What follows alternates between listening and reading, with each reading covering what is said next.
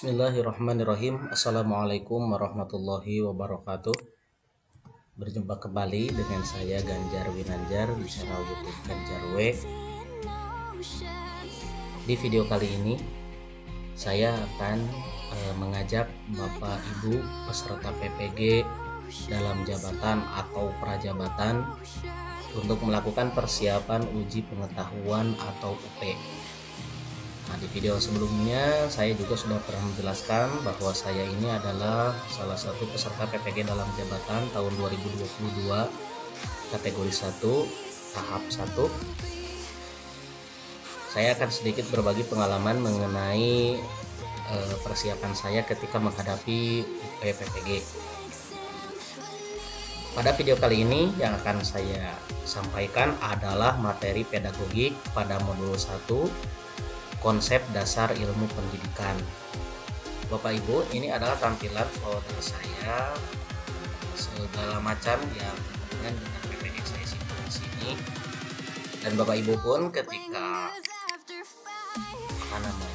ketika tahap pertama akan melaksanakan PPG itu, ketika buka SIM PKB di sana ada materi ya. Nah, ini adalah bentuk dua folder yang merupakan materi yang di-share oleh panitia PPG SIM PKB. Kalau Bapak Ibu buka satu persatu, kemudian Bapak Ibu pelajari materi-materinya, kemudian berlatih, maka insya Allah materi-materi tersebut akan sangat bermanfaat ketika Bapak Ibu menghadapi UP. Saya menemukan beberapa soal yang mirip dengan soal-soal yang ada di modul 1, 2, 3, 4, baik itu pedagogik maupun soal-soal profesionalnya. Memang tidak persis, tapi kalau Bapak Ibu mempelajari modul-modul tersebut, Bapak Ibu akan mendapatkan pengalaman atau pengetahuan atau pengalaman dari materi-materi tersebut atau soal-soal tersebut ya. Jadi jika kebetulan Bapak Ibu sibuk tidak sempat untuk membaca modul-modul ini, di video kali ini saya akan share beberapa soal yang sudah saya buat sedemikian rupa sehingga dapat ditampilkan dalam slide presentasi. Soal-soalnya saya ambil dari sini, kemudian kita pelajari bersama-sama tes formatif KB1 di modul 1. Mari Bapak Ibu kita pelajari satu persatu. Ini adalah soal yang pertama. Seorang guru mengajar di dalam kelas dengan metode ceramah sehingga proses pembelajaran lebih terpusat pada guru, sedangkan siswa pasif karena hanya mendengarkan. Hal tersebut termasuk dalam proses pendidikan yang beraliran A. Behavioristik, B. Perennialisme, C. Humanisme, D. Esensialisme, E. Rekonstruksionisme. Nah, jika dilihat dari kunci jawabannya adalah A. Namun kenapa jawabannya A? Bapak Ibu, di behavioristik ini, aliran behavioristik ini lebih terpusat pada guru, sedangkan siswanya hanya mendengarkan saja. Itu yang saya temukan di beberapa situs ya, yang saya baca dari beberapa web yang saya baca, ini yang saya temukan. Namun ketika Bapak Ibu coba kopas ya, ini di copy kemudian dipaskan ke Google dengan soal yang sama, itu akan muncul jawaban esensialisme. Namun setelah saya selidiki, setelah saya pelajari kembali, memang jawaban di modul itu sangat sesuai gitu ya dengan teori behaviorisme, dan jawaban yang menurut saya benar ini adalah behavioristik. Itu Bapak Ibu ya, bukan maksud menggurui, saya hanya membacakan kemudian memberikan kunci jawabannya, dan untuk penjelasannya mungkin kalau kurang bisa dipahami mohon dimaklum, karena memang saya bukan ahli dalam ilmu pedagogik ya, cuman ya sedikit sharing lah apa yang saya pelajari selama ini di modul 1, 2, 3, dan 4. Kita langsung masuk ke soal yang kedua. Tujuan pendidikan bangsa Indonesia yaitu pembentukan manusia yang ideal. Berikut ini implementasi sila kelima dalam pendidikan sebagai upaya pencapaian tujuan tersebut adalah, nah kita garis bawah ini ya, implementasi sila kelima, keadilan sosial bagi seluruh rakyat Indonesia. Nah, kira-kira pernyataan di bawah ini yang mengimplementasikan sila kelima adalah A. Guru mengarahkan peserta didik untuk taat terhadap Tuhan Yang Maha Esa. Lebih tepatnya implementasi sila ke-1. Orang tua memberi contoh pada anak untuk tidak melakukan diskriminasi pada siapapun. Ini bisa kayaknya ya. Kita pelajari lagi yang C. Peserta didik diajarkan untuk mencintai dan mengkonsumsi produk dalam negeri. Kalau tidak salah ini lebih cenderung ke sila ketiga menurut saya ya. Kemudian pendidik mengikuti PPG. Nah ini saya rasa ini kurang gitu ya, kurang pas gitu ya. Pendidik mengikuti PPG untuk meningkatkan kreativitas dan profesionalisme, ini kurang pas. Nah setelah melakukan program kegiatan bakti sosial dengan melibatkan seluruh peserta didik. Nah ini saya condongnya kedua ini ya, tapi lebih kuatnya yang ini kalau menurut saya ya, karena program bakti sosial itu memperlihatkan adanya keadilan sosial bagi seluruh rakyat Indonesia. Jadi jawabannya adalah ini Bapak Ibu, jawaban-jawaban itu berdasarkan jawaban di modul ya, tapi mungkin penjelasannya kalau misalkan kurang dipahami ya, mudah-mudahan Bapak Ibu masih mau untuk mencari tahu atau mempelajari dari modul 1 secara langsung atau mempelajari dari buku-buku yang lain ya. Berikut ini contoh kegiatan yang tergolong ke dalam praktik pendidikan. Ibu Ani sedang membaca buku psikologi pendidikan. Kalau ini mah bukan pendidikan ya, lebih ke belajar ya. Belajar itu merupakan salah satu tahapan dalam pendidikan, tetapi tidak seluruh belajar itu bisa disebut pendidikan. Mungkin seperti itu ya, karena setahu saya definisi yang singkatnya aja lah, pendidikan itu memanusiakan manusia. Artinya ada interaksi di sana ya, ada interaksi antara pendidik dan yang dididik, pendidik dengan peserta didik, guru dengan murid begitu ya. Kalau Ibu Ani membaca buku psikologi pendidikan, ini tidak ada interaksi antara guru dan murid gitu. Jadi menurut saya ini kurang tepat. Ibu Heni dan Pak Didi sedang berdiskusi tentang pengertian pendidikan. Nah, beda dengan diskusi di kelas ya. Kalau diskusi di kelas antara guru dengan murid, maka diskusi itu diskusi yang terarah pada guru mengarahkan peserta didik untuk mencapai suatu tujuan pembelajaran. Sedangkan kalau ini tidak. Kemudian masuk ke yang ketiga, pilihan ketiga, Pak Andi sedang mengajarkan konsep bangun tua kepada peserta didik. Nah ini ada Pak Andi mengajarkan, berarti Pak Andi sebagai pendidik dan ada peserta didiknya. Ini ada aktivitas pendidikan di sini ya. Jadi jawabannya adalah C. Tapi kita baca dulu yang D ya. Pak Budi sedang mencari ide untuk memotivasi peserta didiknya agar giat belajar.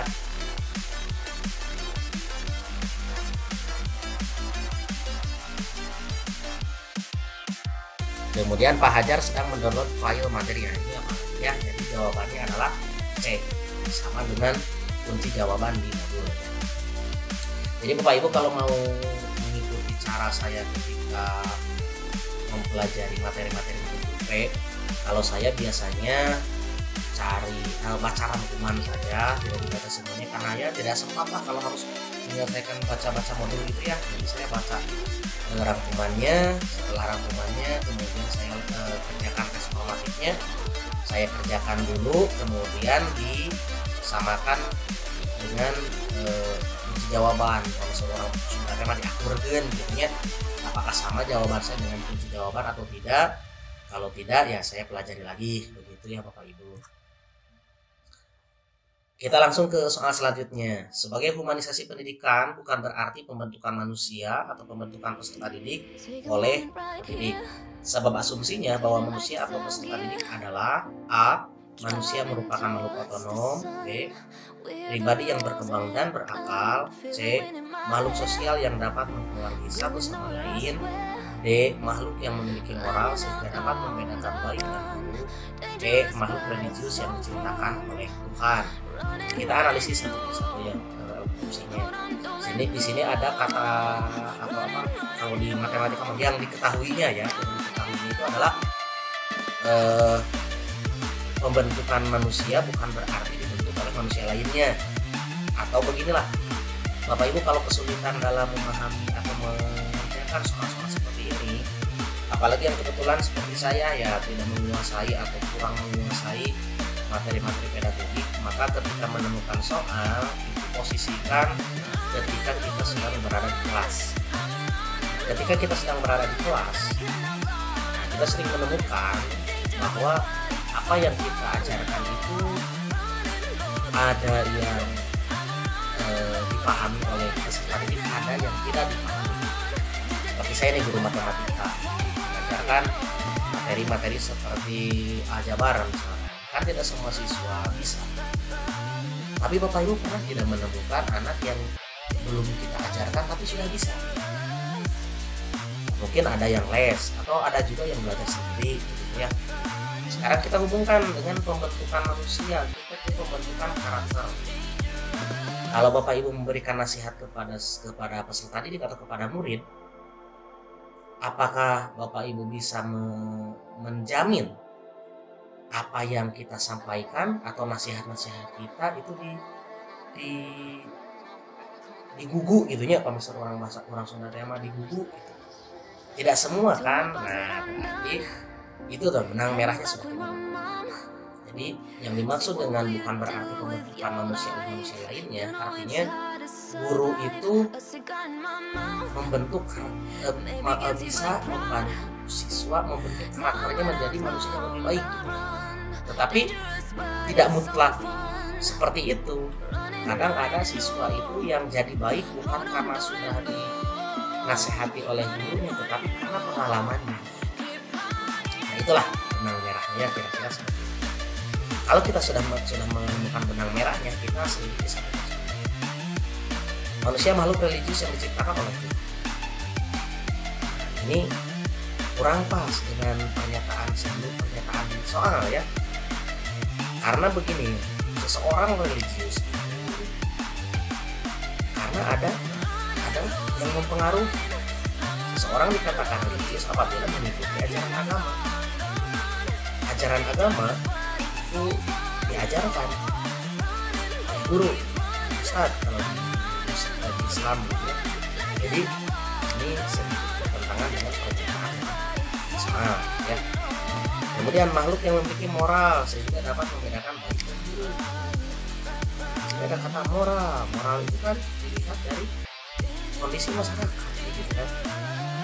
Membedakan baik dan buruk itu juga merasa ini kurang pas gitu ya. Makhluk sosial, apalagi ini disebutkan makhluk sosial, jadi ini juga kurang pas.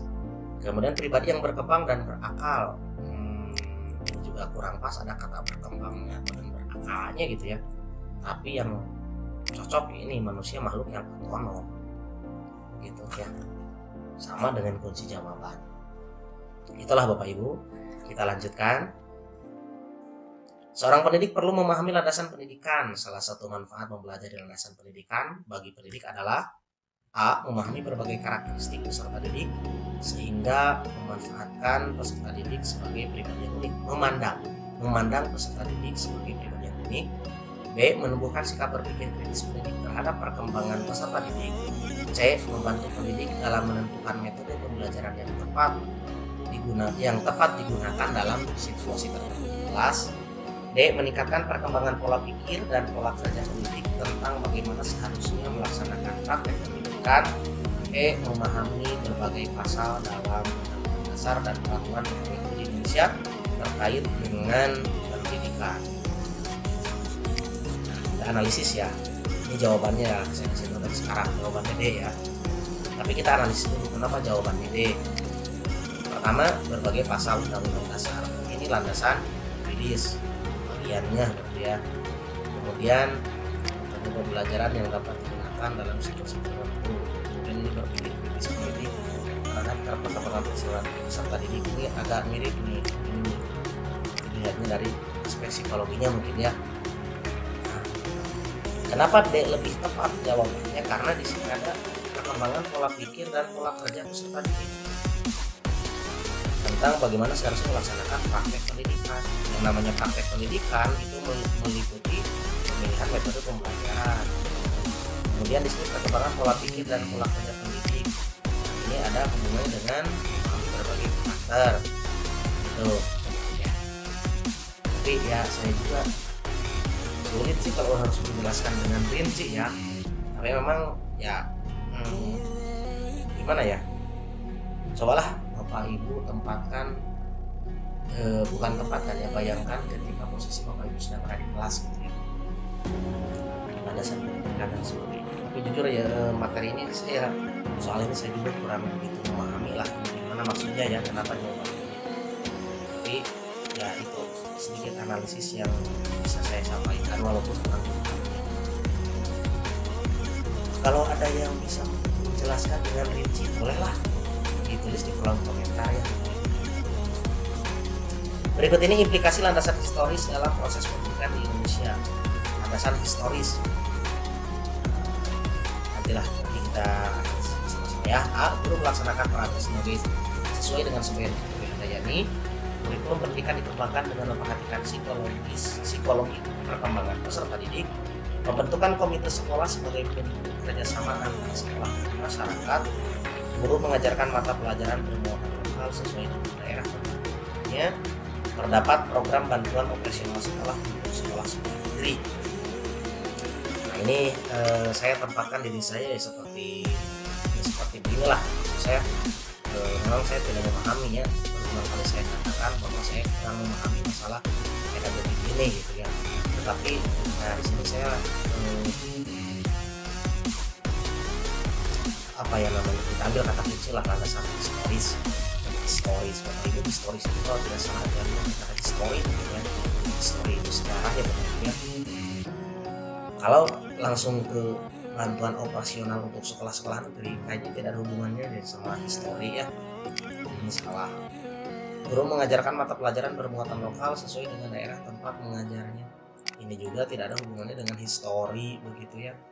Karena muatan lokal ini bukan hanya dipengaruhi oleh histori juga ya, kadang bisa dipengaruhi dengan perkembangan zaman juga begitu. Pembentukan komite ini juga kurang tepat. Kurikulum pendidikan dikembangkan memperhatikan psikologi kan, psikologi perkembangan ya, apalagi itu masa jauh gitu ya. Kemudian terakhir yang ini, guru melaksanakan perannya sesuai dengan sebagian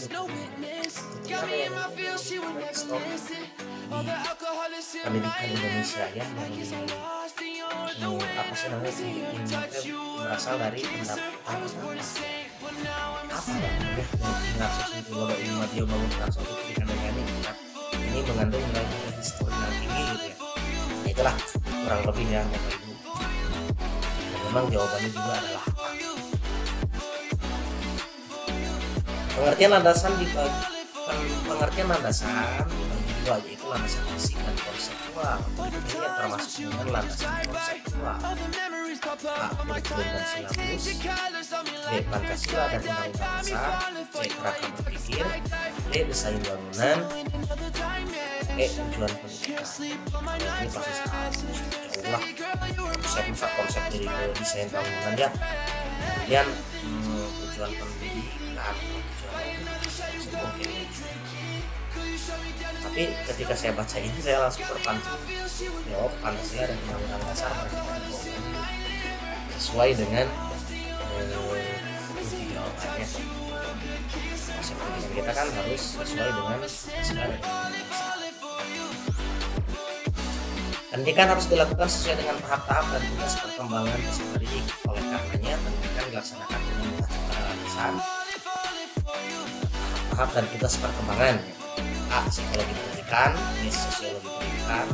Pendidikan, ekonomi pendidikan, ilmu pengetahuan dan teknologi.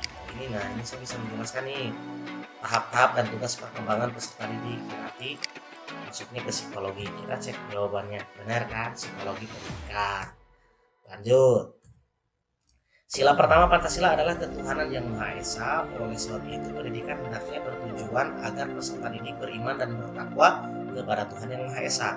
Hal tersebut merupakan contoh landasan yuridis, psikologis, religius, sosiologis, historis. Ada berhubungannya dengan beriman dan bertakwa, yang religius ya. C. Nah, salah satu tripusat pendidikan bagi anak adalah keluarga.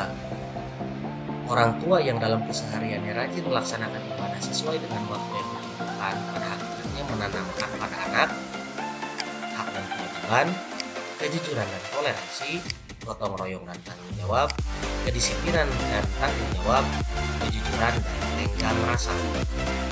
Orang tua yang dalam kesehariannya rajin melaksanakan ibadah sesuai dengan waktu yang telah ditentukan itu adalah nilai-nilai kedisiplinan. Kemudian menjalankan ibadah ini adalah dari tanggung jawab. Dan selesai. Itu adalah 10 soal pertama yang ada di modul 1. Kalau modulnya sama dengan modul saya, ini adalah modul 1 yang dibagikan di SIPKB modul 1 materi pedagogik ya. Ini fungsi adalah ibu isinya tuh menawarkan MPD. Itu mungkin Bapak Ibu untuk di video kali ini. Insya Allah di kesempatan berikutnya saya akan lanjutkan membahas KB2. Saya akan membahas KB2, ditunggu saja videonya atau langsung Bapak Ibu pelajari sendiri. Kalau yang kebetulan gaya belajarnya visual ya mungkin sendiri aja, tapi yang auditory saya rekomendasikan nontonlah video ini sendiri ya. Jangan lupa Bapak Ibu bantu channel ini untuk berkembang dengan baik. Terima kasih Bapak Ibu, mudah-mudahan video ini bermanfaat walaupun memang kurang jelas ya. Penjelasan saya juga tidak begitu detail ya, karena memang jujur saya juga kurang menguasai, tapi mudah-mudahan ada manfaat yang bisa Bapak Ibu. Sekian, terima kasih. Assalamualaikum warahmatullahi wabarakatuh.